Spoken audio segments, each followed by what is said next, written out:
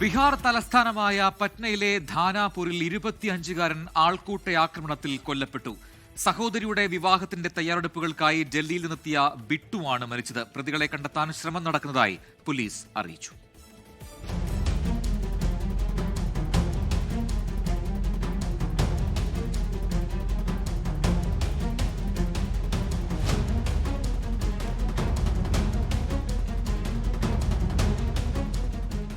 ഇന്നലെ വൈകിട്ട് വീടിന് സമീപത്ത് ചായക്കടയിലുണ്ടായിരുന്ന ബിട്ടുവിനെ 25ഓളം യുവാക്കൾ അടങ്ങിയ സംഘമാണ് വലിച്ചിഴച്ചു കൊണ്ടുപോയി ഇഷ്ടികയും കല്ലുകളും ഇരുമ്പ് വടികളും ഉപയോഗിച്ച് ആക്രമിച്ചത്.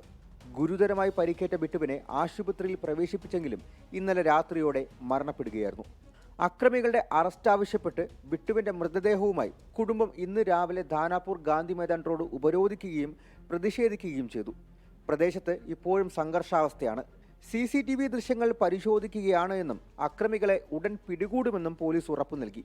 ബിട്ടുവിനെ ആളുകൾ ആക്രമിച്ചതെന്തിനാണെന്ന് ഇതുവരെ വ്യക്തമായിട്ടില്ല. സഹോദരിയുടെ വിവാഹത്തിൽ പങ്കെടുക്കാൻ 3 ദിവസം മുൻപാണ് ലോറി ഡ്രൈവറായ 25-കാരൻ ബിട്ടു ഡൽഹിയിൽ നിന്ന് സ്വന്തം ഗ്രാമത്തിലേക്ക് എത്തിയത്. 24 ഡൽഹി. ലോകത്തെവിടെയായാലും ഏത് സമയത്തും 24 വാർത്തകളും ഓഗ്മെന്റഡ് റിയാലിറ്റി പാക്കേജുകളും എക്സ്പ്ലെയിനറുകളും വിശദമായി കാണാൻ ഞങ്ങളുടെ യൂട്യൂബ് ചാനൽ നിങ്ങൾക്ക് സബ്സ്ക്രൈബ് ചെയ്യാം.